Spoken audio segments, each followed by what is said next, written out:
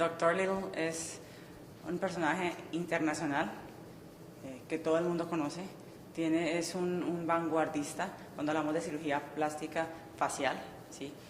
Ha desarrollado nuevas técnicas, siempre con innovaciones, excelentes resultados, y es un honor tenerlo aquí en Colombia. To get the good result, first of all, the surgeon has to commit himself or herself to a good result. It has to be important to the surgeon. You have to say that I don't want to compromise my result. It's like any field of life or any field of endeavor. It's difficult and takes extra hard work to get the best result, whatever you do. Plastic surgery is no different. It's easy to get lazy. It's easy to cut the corner, and the best surgeons will not do this. They commit themselves to the best result.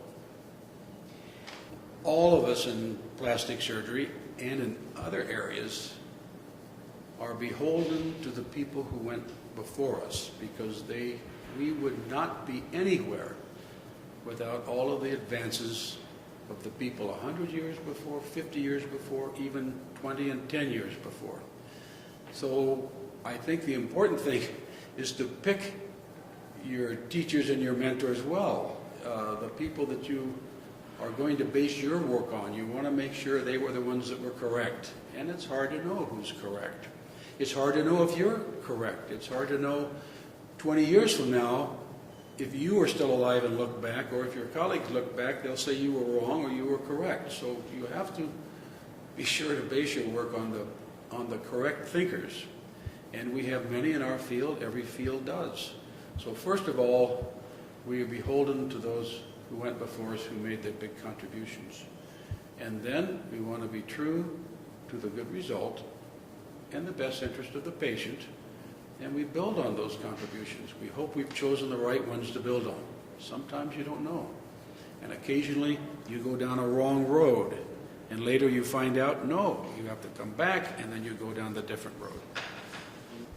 There are many areas of technological innovation that are going on that impact facial surgery and facial rejuvenation surgery. And you've mentioned some of them.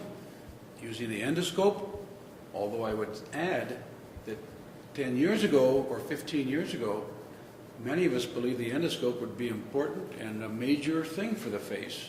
And although we've had one or two good talks at this conference about the endoscope, most of us don't use it very much. So it's an example of maybe going down the wrong road a little bit. And the enthusiasm that was there initially is not there now. And that's often the case with new technologies. So you want to embrace the new, but you don't, if it doesn't hold up, then you want to let it go and perhaps go a different way. But all of these things that you mentioned, we have many ancillary treatments that help us. The basic thing that we do in facelift still is take what has fallen down and reposition it back where it used to be. We used to think we could do this with tension, pulling hard. Well, now we know this is wrong. So we have other ways, but we still feel this is the primary thing that we need to do. We need to take the jowl and put it back in the cheek. We need to take the fallen skin of the neck and put it back up in the face. But besides that, there are many new things, and that's where most of the new breakthroughs are. Filling agents that can be done in the office that give us volume, or fat grafting, which also gives us volume and some other benefits that we don't get with the filling agents alone. Improving the surface of the skin, a whole range of lasers, but also other technologies that tighten the tissues underneath the skin, treat some of the fat excesses. These are coming all the time, and they help us all.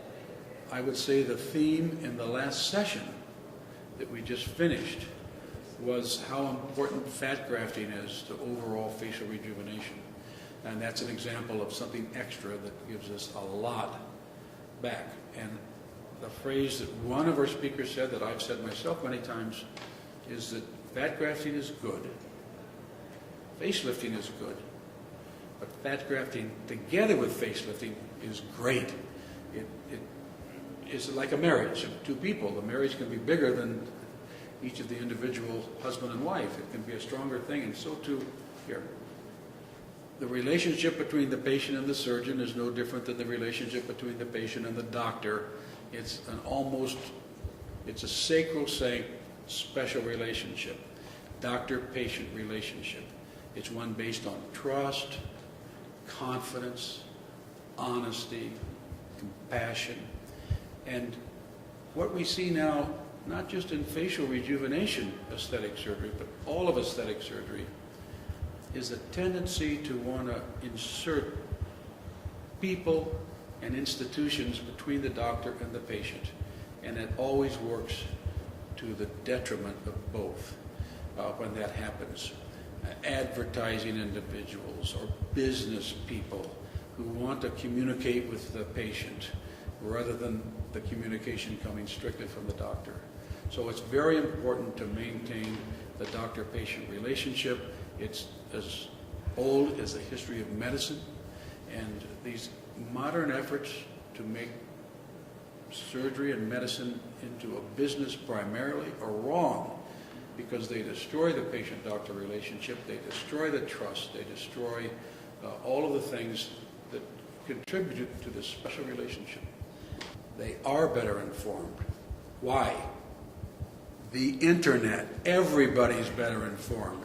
They're better informed about surgery, they're better informed about a new automobile, they're better informed about the type of brick they want to put in their house because of the internet, and that's wonderful. Information is very, very good. However, everything on the internet is not true, and many of the things on the internet are not.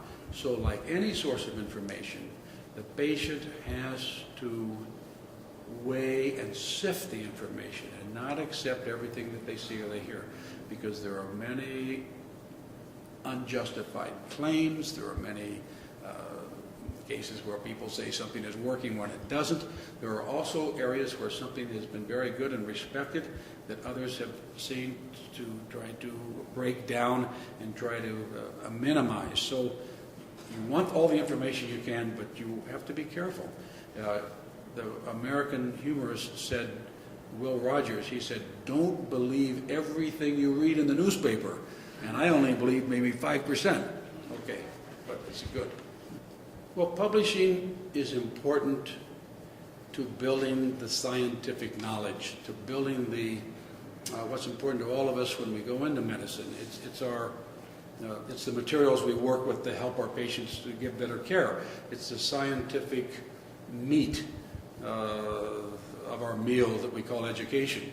But that doesn't mean that you're not a wonderful doctor if you don't publish. And it's a mistake to think a patient, for example, who wants to know how many publications the doctor has had, probably doesn't help evaluate that doctor in terms of his skill or her skill or his knowledge or her knowledge or any of these things. So don't look for Now, I have many publications, but it doesn't make me a better doctor than the man next door who doesn't have any publications, not when it comes to patient care. And sometimes you could almost argue the opposite. So it's important for those of us that choose to do this, who want to contribute to the overall body of knowledge in our area, but it doesn't translate into patient care. Well, I have not known Dr. Tiana very long, but the little time that I've known her, I've come to respect her very much, and she's put on a beautiful program here. And she had a colleague that had done a program years before for Medellin that was between the Panamanian and the Colombian Society, and I think she had a recommendation from her to ask Dr. Little, so I think that's what happened. But as it turns out, it was very nice. This is my first trip to Cali. It's been a wonderful trip. It's a beautiful place with beautiful weather. We're here in the rainy season, and we haven't had one drop of rain in 5 days. So it's been terrific. Last night, we spent in the company of Pasofino horses, and it was wonderful. Yeah, absolutely. So it's been wonderful. But I'm impressed by this young doctor here, and by all of the people really I've met in Colombia. Colombia has a strong history of excellence in plastic surgery, and it will continue to grow.